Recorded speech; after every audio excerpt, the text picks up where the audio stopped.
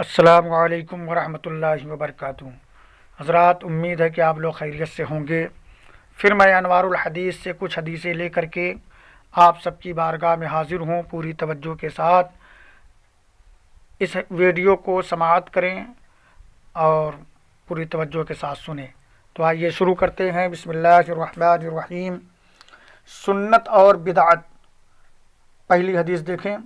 عن ابی ہریرہ قال قال رسول اللہ صلی اللہ تعالی علیہ وسلم من تمسک بسنتی عند فساد امتی فلہ اجر 100 شہید۔ ترجمہ دیکھیں۔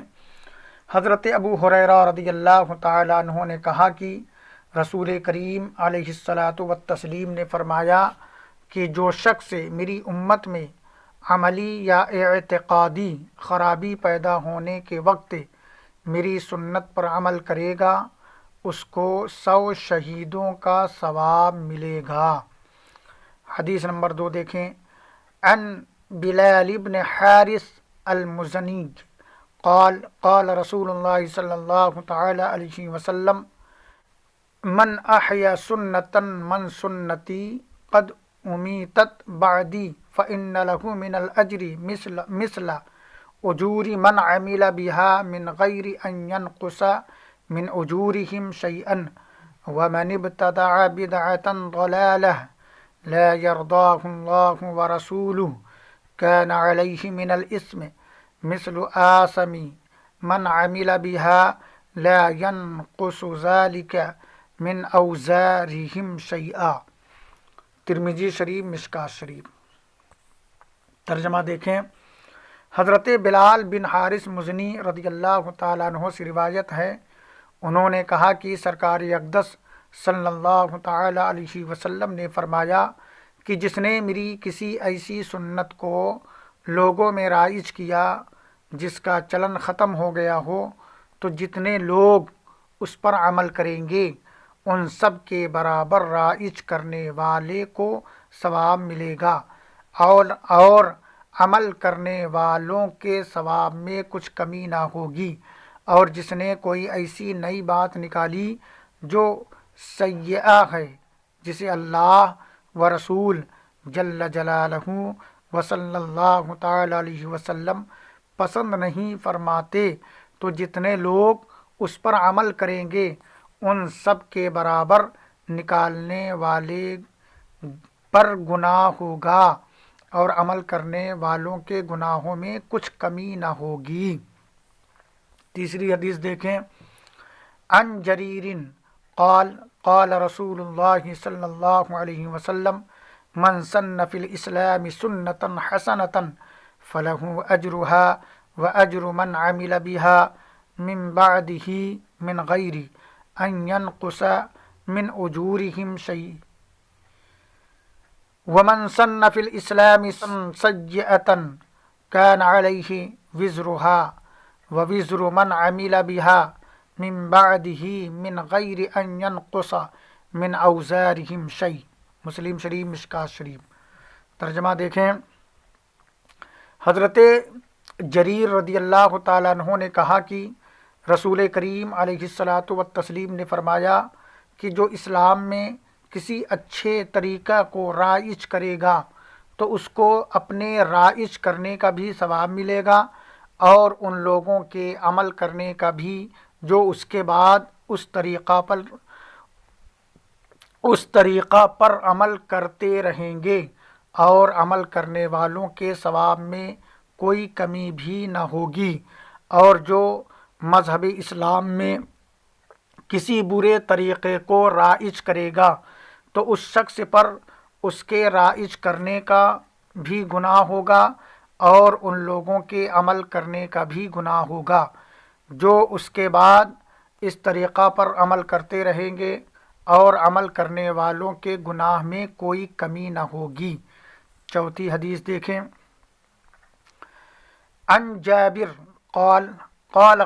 رسول اللہ صلی اللہ تعالی علیہ وسلم اما بعد فإن خیر الحدیث کتاب اللہ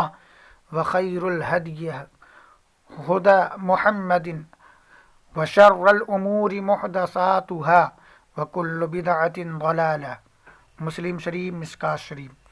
حضرت جابر رضی اللہ تعالی عنہ نے کہا کہ سرکار اقدس صلی اللہ تعالی علیہ وسلم نے غالباً ایک خطبے میں فرمایا کہ بعد حمد الہی کے معلوم ہونا چاہیے کہ سب سے بہتر کلام کتاب اللہ ہے اور بہترین راستہ محمد صلی اللہ علیہ وسلم کا راستہ ہے، اور بدترین چیزوں میں وہ ہے جسے نیا نکالا گیا، اور ہر بدعت گمراہی ہے۔ شرح حدیث دیکھیں۔ حضرت ملا علی قاری علیہ رحمۃ اللہ الباری اس حدیث شریف کی شرح میں فرماتے ہیں کہ یعنی امام نووی رحمۃ اللہ تعالی علیہ نے فرمایا کہ ایسا کام جس کی مثال زمانے سابق میں نہ ہو، یعنی ایسا نیا کام جو پہلے زمانے میں نہ ہو، لغت میں اس کو بدعت کہتے ہیں، اور شرع میں بدعت یہ ہے کہ کسی ایسی چیز کا ایجاد کرنا جو رسول اللہ صلی اللہ علیہ وسلم کے ظاہری زمانے میں نہ تھی، اور حضور صلی اللہ علیہ وسلم کا قول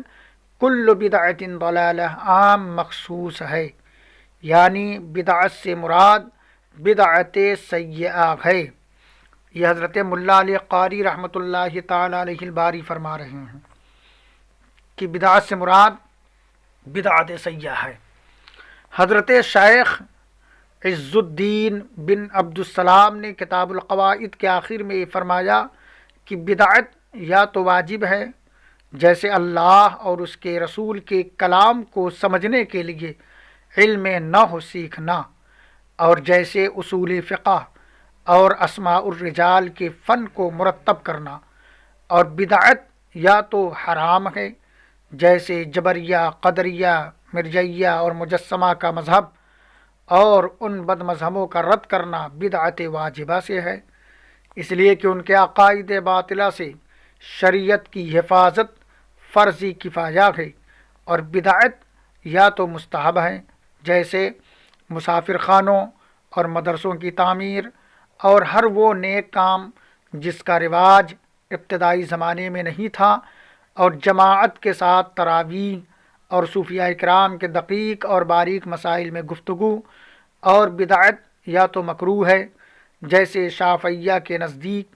قرآن مجید کی تزئین اور مساجد کا نقش و نگار، اور یہ حنفیہ کے نزدیک بلا کراہت جائز ہے،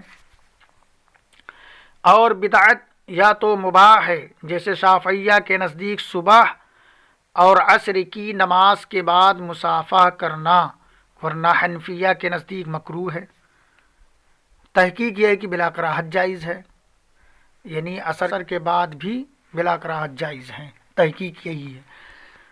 اسی کتاب میں مصافحہ کا بیان دیکھیے۔ اور لذیذ کھانے پینے اور رہنے کی جگہوں میں کشادگی اختیار کرنا،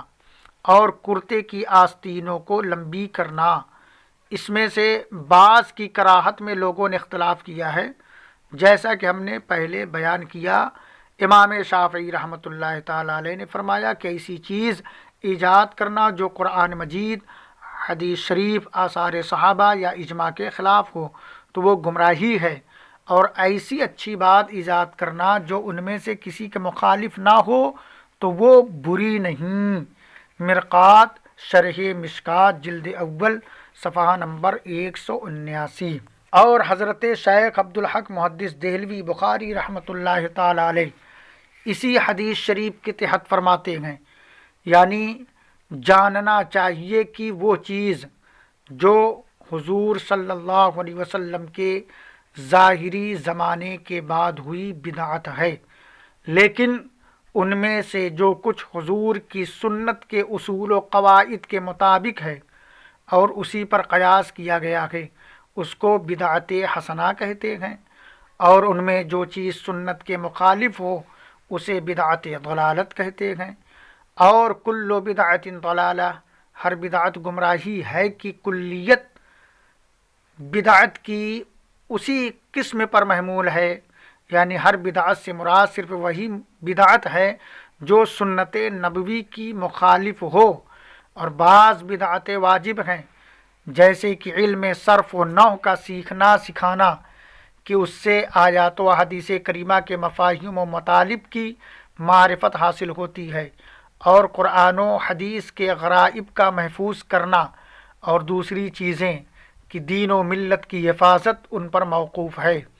اور بعض بدعتیں مستحسن و مستحب ہیں، جیسے سرائے اور مدرسوں کی تعمیر، اور بعض بدعتیں مکروہ ہیں، جیسے کہ بعض کے قول پر قرآن مجید اور مسجدوں میں نقش و نگار لگانا، اور بعض بدعتیں مباح ہیں، جیسے کہ عمدہ کپڑوں اور اچھے کھانوں کی زیادتی، بشرطے کی حلال ہوں اور غرور و نخوت کا باعث نہ ہو،